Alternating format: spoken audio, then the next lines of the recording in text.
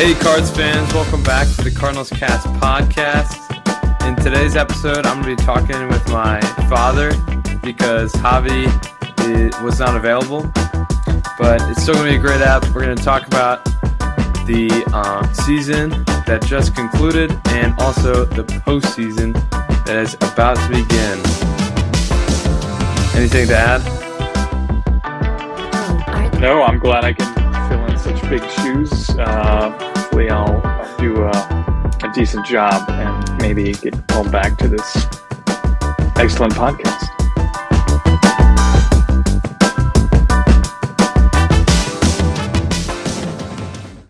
I'm dead. All right. With that, we're just going to get right into it. So the Cardinals won the Central Division. And yes, indeed. And some of the things that were unexpected that helped us win the division were Goldie's MVP season. He led the league in slug, OPS, and OPS plus. He had a .317 batting average. And I think we can all say that this was probably the best season of his career so far. And he will likely be the NL MVP this year. Do you think it's his best season of his career or just in his Cardinals career? Yeah, I actually think it's his best overall career.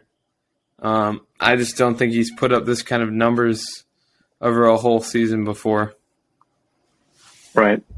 Yeah. But he's a player that, I think we have to depend upon and we expect to be the heart of that lineup and also the, one of the pillars on defense. So, he has to produce and he has produced in order for us to be a competitive team. Yeah. Like when we were slumping, I think it was like mostly because that was when Goldie and Arenado were slumping and they were basically the whole offense, and they were just not producing at all at that point in the season. When Goldie and Arenado and Pujols were on fire, that's, I think, when everybody picked up that energy and we were playing really well. So, those three have to be, and Pujols is kind of the X factor, but, especially those two have to be at the top of their game, especially going into the playoffs. Yeah, of course. Next for some in the season that was unexpected was Brendan Donovan. I don't know if you know his name, but I didn't really know his name going into the season. But he ended up playing in 126 games, had a .394 OBP, had a similar almost 1-to-1 K to walk rate, and a .281 batting average and 126 OPS plus. So he was above average as a hitter, playing in over 100 games, and he really contributed even on defense too. He was a solid defender, kind of utility guy, bounced around the infield, even played some outfield, and he really helped this team. We might not have won the division without Brendan Donovan. Yeah, he's kind of come to the surface here, and I think he's getting all this playing time not only because he's batting well, but because we can put him in almost any position and he'll be successful. He's even probably played first base a little bit, right? Yeah, he has. Yeah. So he can play almost any infield position. He can play in the outfield.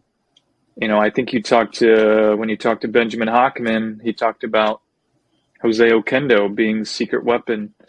When I was growing up watching Cardinals, Jose was that player for us that, could play anything. And Brendan has really been surprising for me because I looked at him and who was, Gorman? What's Gorman's first name? Nolan. I think he has some promise, but he just wasn't showing confidence at the plate or on the field. And I think that's the difference. And Brendan Donovan is he's come to the plate with confidence. He comes to the field with confidence, and he executes. I mean, look at that play the other night where ball gets bobbled and he still makes a play throwing home plate with Kisner tagging him out. Mm-hmm. Yeah. Yeah, I think the big thing with Gorman was that he struck out way too much. I mean, he was swinging for the fences almost every time, and he would strike out a lot, but he still managed to get 10-plus homers in the limited time he had. But, yeah, you don't like that high K rate and the low batting average for Gorman. And also the many errors that we saw. Like the one game that we were at, I think he had a ball just his regular ground ball just go straight through his legs at second. Right. So that was the game at Wrigley. Yeah. And, I think Donovan, what's going for him is, he's a hustler and he's going to do what he can to make a play no matter what. And, that effort really, I think, has impressed some of the veterans on the team, and they've certainly probably helped him with batting and understanding pitching in the league and knowing what to swing at and what to hit. So, he's definitely been a key player in our success. Yeah, just like a scrappy guy. Also, another unexpected thing this season was Pujols' offensive resurgence. I mean, this is a guy that we thought, okay, he'll play a couple times. He'll get some at-bats. It'll be pretty cool. Instead, he's been the third best offensive player on this team. At some points, he was the best offensive player on the Cardinals. He was hitting home runs to put us back into games, to put us in the lead. He probably helped us win like 5 to 10 games this year because he would hit homers to put us back.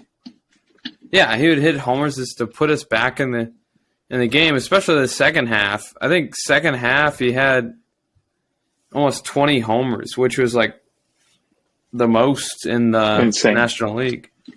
Yeah, I mean, when I've been watching games and other reports, he's been one of the top players since All-Star break in the majors, especially in the National League. So, in terms of offensive production, I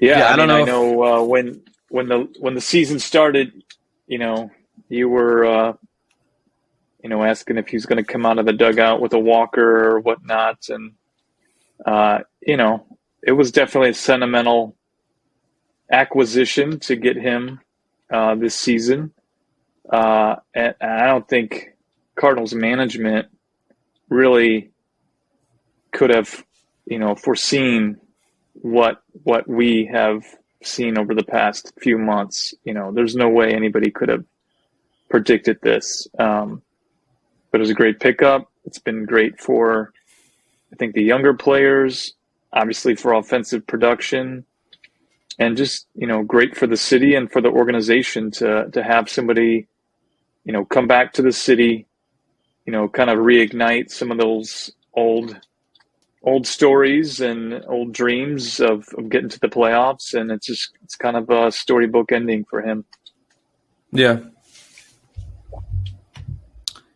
And now conversely, some of the things we expected this season were like Dylan Carlson coming off his rookie year to improve and like really stabilize his position in the outfield, as well as O'Neill coming off of a great season to be because he earned MVP votes last year. We expected him to be, like the guy with Nolan and Goldschmidt, who was really like the third star of the team. And neither of those things really happened. I mean, Carlson went from 18 home runs last year to 8 this year. He went from a 266 to a 236 batting average. And O'Neill went from 34 home runs to 14. His OPS slid from 148 to 101. And his batting average lost about 40 points from 286 to 228. Both players were injured for months, but even when they were playing, they just didn't seem like the players that they were last year. Yeah. And, even with those injuries, we don't, even if they come back, we're probably not told the full story of what in terms of percent of full capacity they are. Are they playing at 80% and we'll take a 80% of O'Neill over, somebody else off the bench, or 90%? I think we got to give these two guys a little break just because of the injuries they've had, knowing that that's going to mess with you not only physically but mentally. And O'Neill, I think, his season from my perspective has been not so good, but he's still contributed quite a bit when he's been healthy. Carlson, on the other hand, I think a little more inconsistencies from him.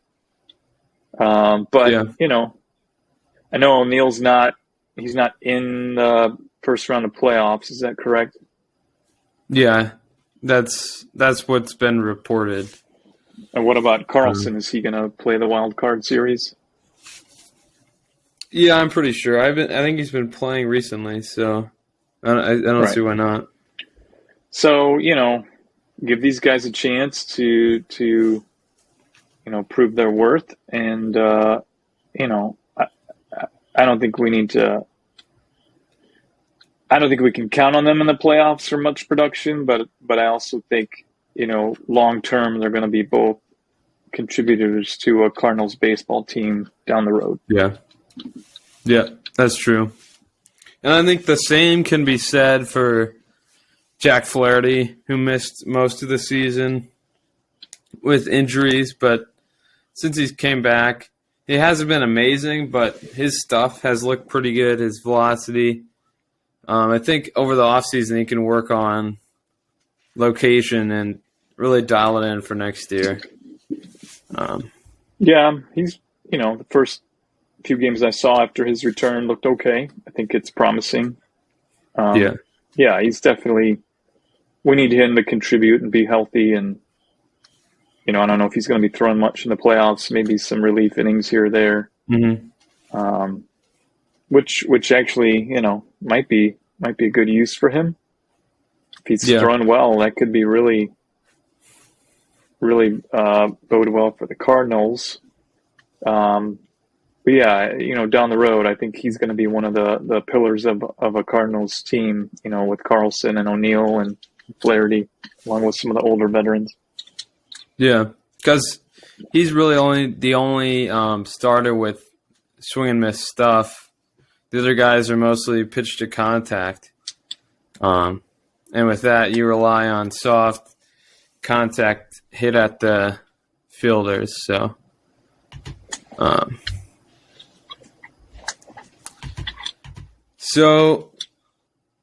the postseason field is set, and the Cardinals are set to face the Phillies tomorrow at 1 o'clock.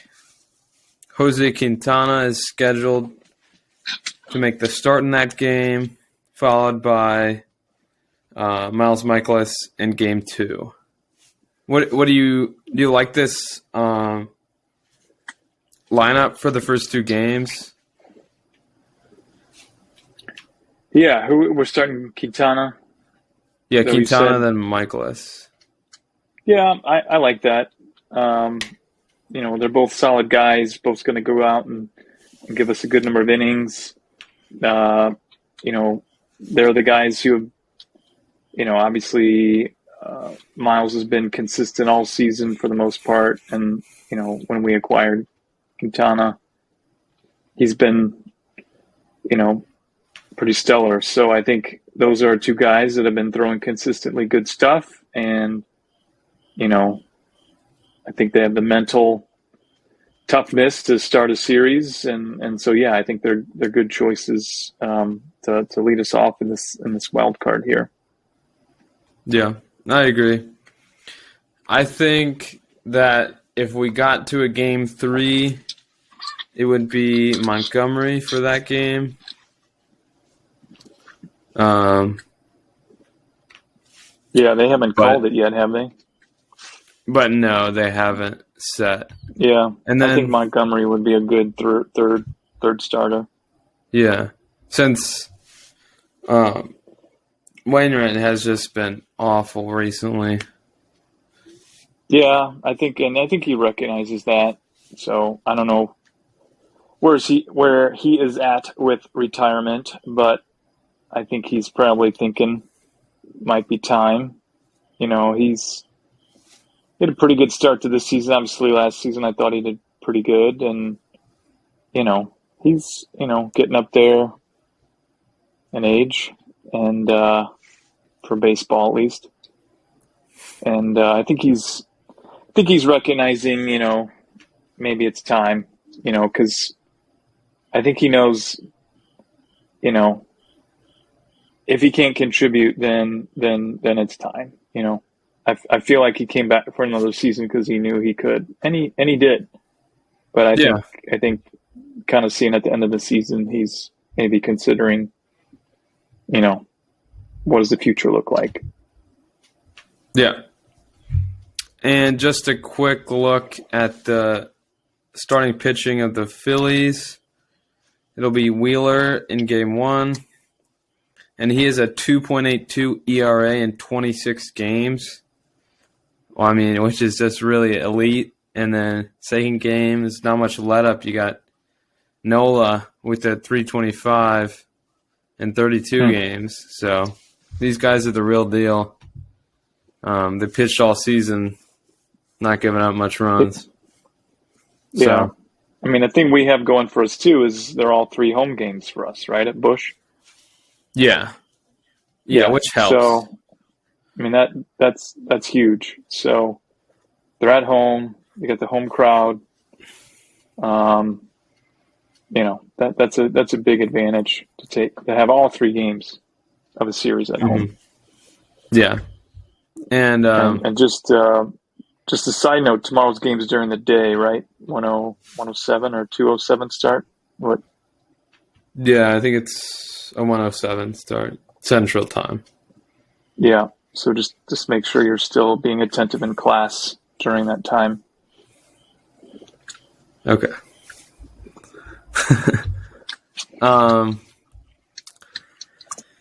The Cardinals, maybe because of that home field advantage, are favored by Vegas to win the wild card round. I think it was a 60%. Even though they're facing some home run hitters and Kyle Schwarber, who has 46 home runs, which leads the National League. Bryce Harper, who's he only came back recently from injuries, but he's the former NL MVP. And then you got Rhys Hoskins, who's got 30 bombs and a 122 OPS plus, and also Castellanos, who I don't know if you remember, what was the guy who flexed over Woodford in that one game? Oh yeah, but he was on the Reds at that point. He was, yeah, but he's really kind of killed the Cardinals. I feel like so, and he's another power hitter. So what they got to do to win this series is they got to keep the power hitters from hitting home runs, and I think they'll be helped by the pitcher-friendly ballpark of Busch, and they also need to feast on the Phillies' weak bullpen, which is even weaker when you consider some injuries to their top relievers like Hand and some of the other relievers.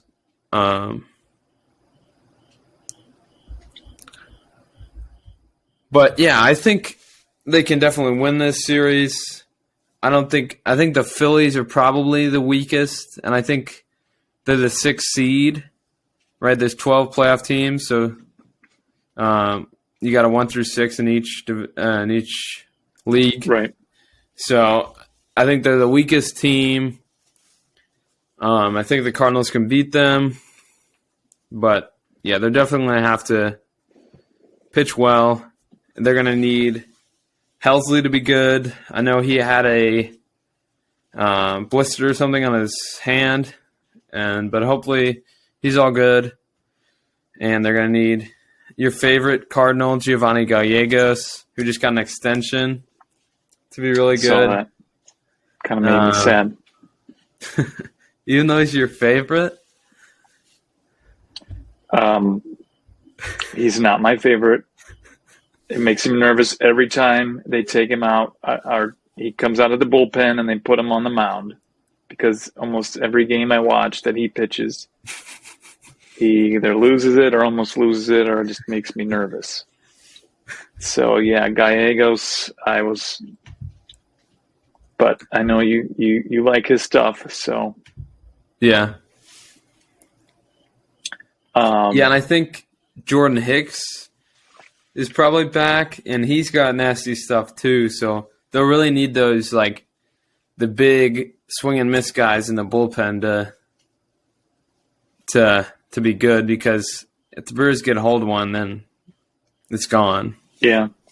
So you said Helsley had a blister? I thought he jammed his finger. Do you know what's going on? Oh, yeah. He had just some issue with his finger. I think he was like... He jammed it in one of those last games, hitting the ground or something with it. But yeah, that's took him out. Yeah.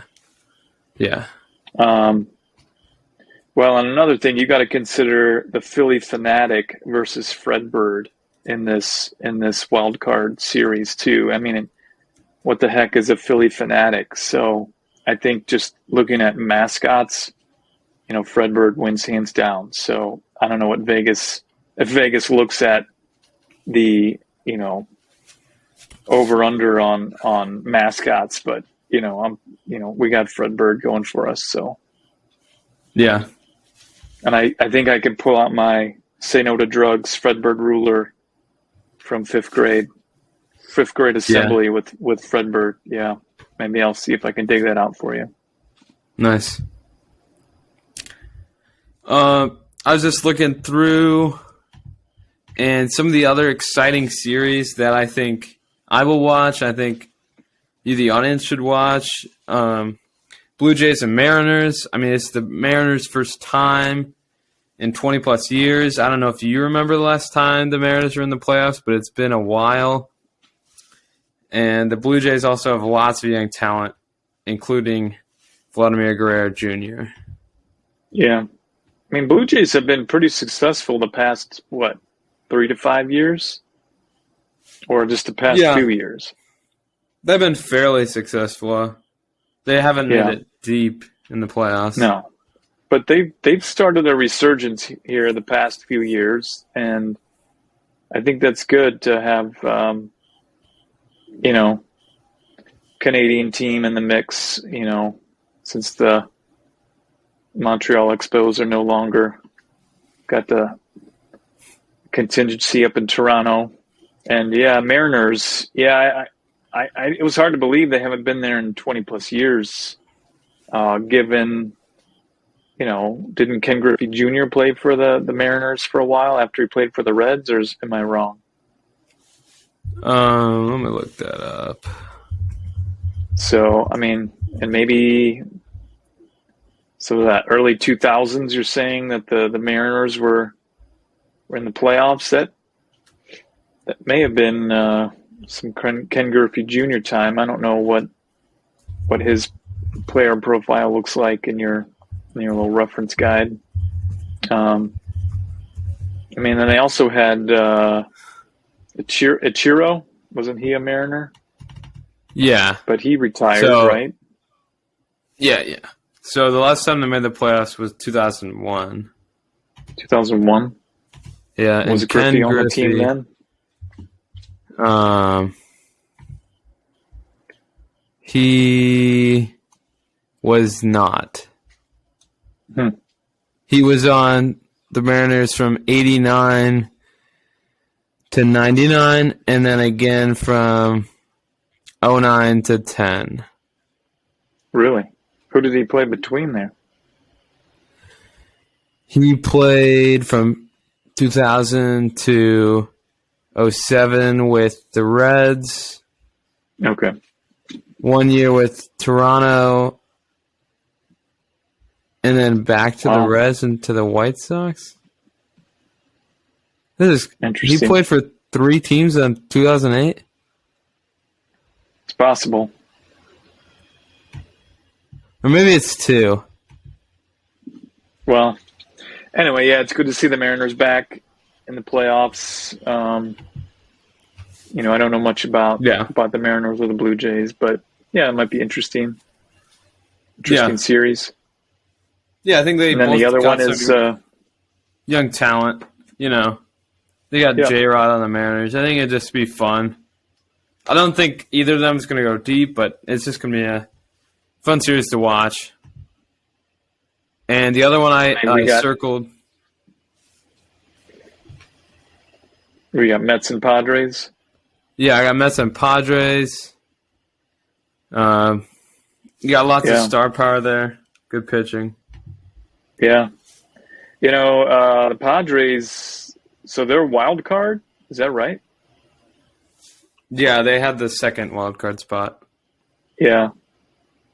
It's kind of interesting. The Padres made all those moves to get, aren't they the ones who most recently got, what's his name from the Nats? Soto? Soto? Is Soto on the Padres? Yeah. Yeah, I mean, they got Machado, they got Soto, they had Tatis until he got injured and then started doing drugs. Should have showed your Fred Bird don't do drugs rule. That's right. I got to get that out and send it over to Tatis. His dad used to be a Cardinal, so maybe he's got one of those rulers too. Yeah. It's just kind of, I know the Cardinals spent a lot of money. They're one of the bigger spenders, but the Padres and like Dodgers just seem to throw cash and the Mets too. Mets too. Okay. Mets have the richest owner in baseball. All right. So, and I know the Cardinals spent a lot of cash too. But it's kind of nice to see teams that just try to throw money at players to win a series, not always be successful in that pursuit. Mm-hmm. But that's just mine. But yeah, these some good series. The Braves came back and won their division, right? Yeah, they did. And in doing that, they got a bye. They didn't have to play in the wild card round. The Braves were 10.5 games back in the East at one point, but then they came all the way back. And then in a 3-game series in Atlanta, the Braves swept and then won the East. Yeah, there's some good baseball here that we should see in October, and it's a little later than usual, right? Because of the late start of the season, right? Yeah, I think it's like a week later. Yeah. But, yeah. Well, I'm excited to watch some Cardinals baseball. Got my Cardinals jersey out, ready to go. I don't know if I should wear this to work tomorrow or let you wear it to school, but we can talk about that later. Yeah. And I maybe think this is the first Cardinals playoff game at Busch since 2019. Is that right? I don't know. Last year, we barely made the playoffs near the end there. but squeezed in. So, yeah, I'm sure we weren't at home. No, we were at Yankee Stadium. Yankee Stadium? We played the Yankees? No. No, That would at have been a World Dodger Series. Stadium. Dodger Stadium. Yeah. It's like if we were playing the Yankees World Series, that would have been fun.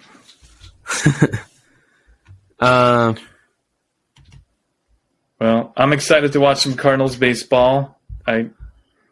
For good luck, I got out my autographed Stan Musial photo, so maybe we can put that by the television when we're watching some games for some Stan Musial luck.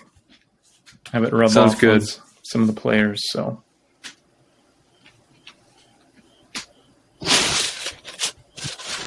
Yeah, sounds good. It should be exciting. I'm really excited to see what the Cardinals can do this postseason. yeah, me too. And we'll see you guys tomorrow. See ya. All right. Thanks for inviting me on, Alex. It was fun. See ya. Bye.